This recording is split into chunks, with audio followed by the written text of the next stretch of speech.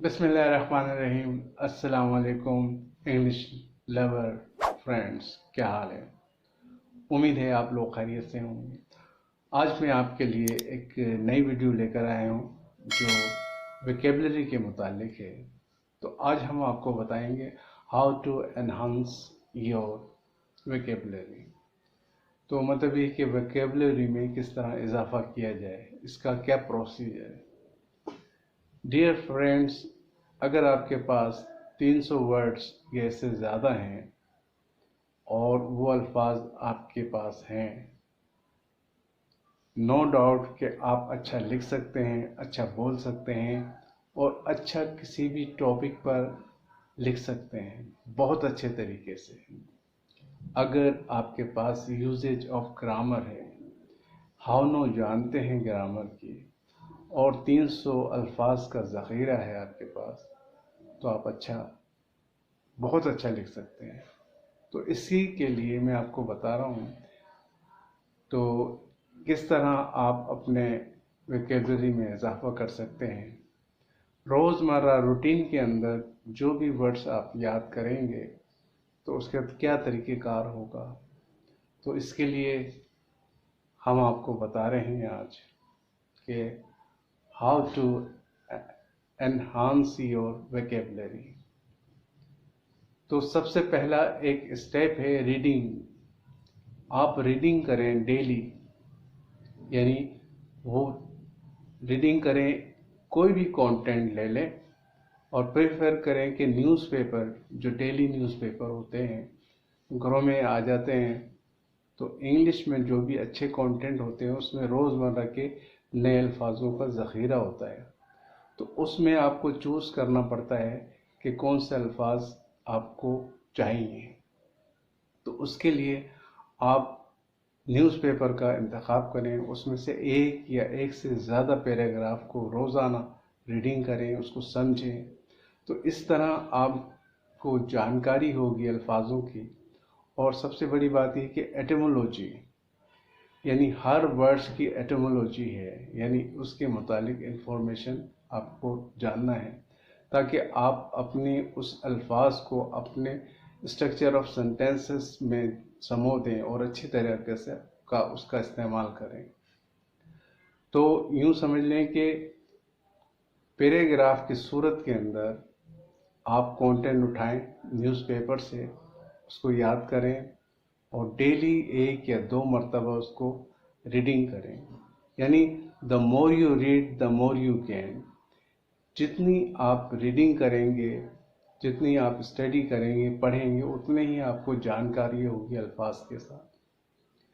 अगर आपके पास ग्रामर की हाउ नो है, तो आपको पता होगा कि parts of speech, her structure यानी सेंटेंसेस का स्ट्रक्चर बनाने के लिए हमें पार्ट्स ऑफ स्पीच की ज़रूरत होती है।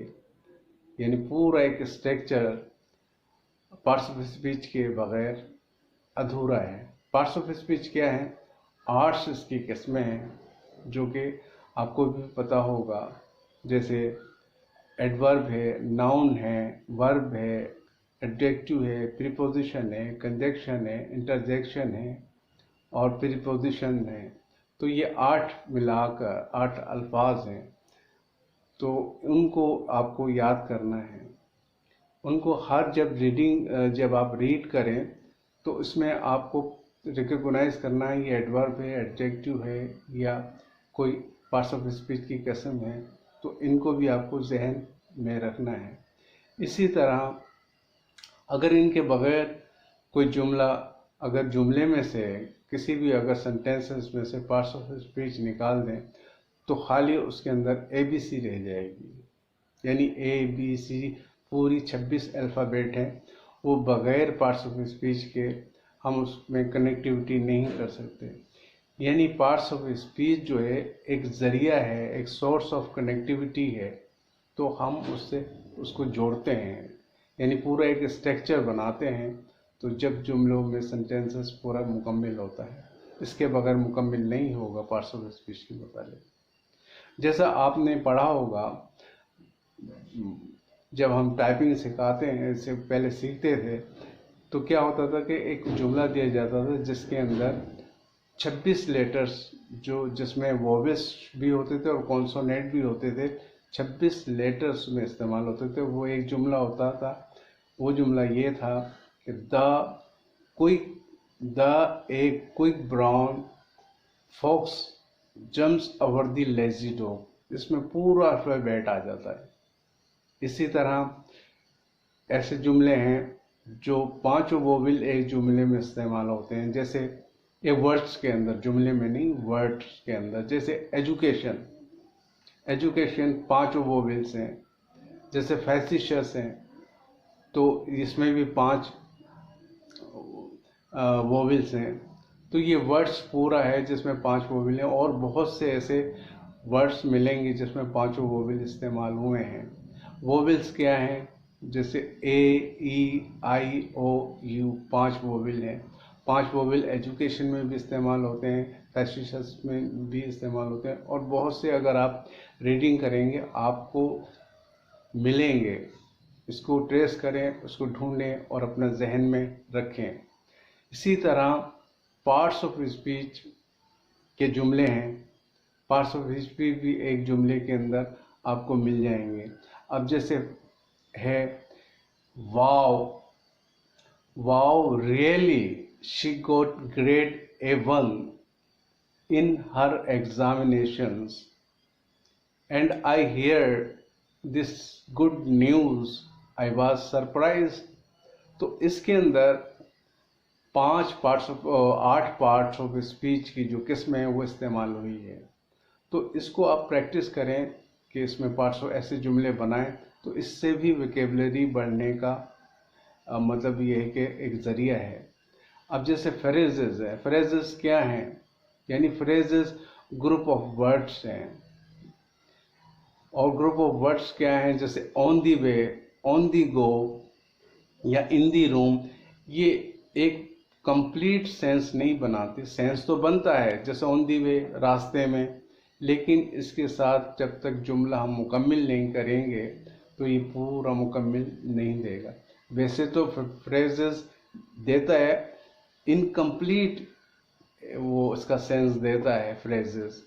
तो फ्रेजेस को भी याद करें और आप उसमें तलाश करें फ्रेजेस कौन सा है, फिर आप उसको जुमलों में इस्तेमाल करें। पूरा जुमला जब बनाएंगे तो उसमें फ्रेजेस मुकम्मिल हो जाएगा। मुकम्मिल जो होगा वो पूरे सेंटेंसेस के अंदर मिलेगा। वरना आप उसको इस्तेमाल करेंगे वेयर टू, कहाँ को, या on the way, in the room, on the table. इस टाइप के जो जुमले हैं वर्ड्स हैं वो फ्रेजेस कहलाते हैं। और इसके अंदर जब स्ट्रक्चर ऑफ वर्ड्स सेंटेंसेस बनाएंगे तो उसके अंदर हमें मुकम्मिल जानकारी होगी। तो ये जब भी वो होगा जब आप रीडिंग डेली करेंगे विदाउट फेल। तो इसी तरह ये एक ज़रिया है वोकैबुलरी बढ़ाने का। और वोकैबुलरी बढ़ाने का एक ज़रिया और है कि आप रोज़ाना एक्सरसाइज करें।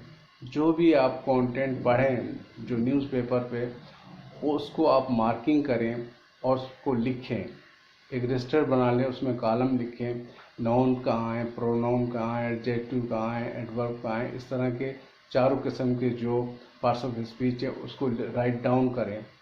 और फिर जो बाकी जो बच जाता है, तो जैसे हेल्पिंग वर्ब या ऑक्सिलरी वर्ब, जैसे are, is, am, would, could, might, may, इस टाइप के जो होते हैं ये ऑक्सिलरी वर्ब्स या हेल्पिंग वर्ब भी कहलाते हैं। तो इनको अलग कॉलम में लिखें, यानी 10 कॉलम बनाएं और जो भी कंटेंट आप रीडिंग करेंगे उसमें आप लिखते जाएं अलग अलग।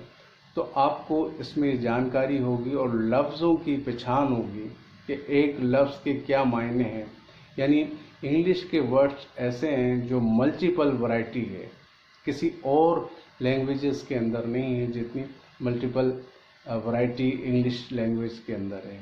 तो आप जितनी मतलब ये कि लर्निंग करेंगे, मतलब सीखेंगे, और जितनी रीडिंग करेंगे उसके बाद आप डेली राइटिंग भी करें। राइटिंग से आपकी वोकैबुलरी बढ़ेगी, आपके मतलब आप अल्फाजों को समझ सकोगे और इजीली आप अपने राइटिंग में इस्तेमाल कर सकते हो। तो डियर फ्रेंड्स, ये छोटी सी एक काविश थी, एक मालूमात देना थी। तो इस वीडियो के ज़रिए इंशाल्लाह आपने कुछ गेन किया होगा, और आइंदा इंशाल्लाह ऐसी वीडियो के साथ हाजिर होऊंगा। तब तक के लिए इजाज़त दीजिए। अल्लाह हाफिज़। Thank you.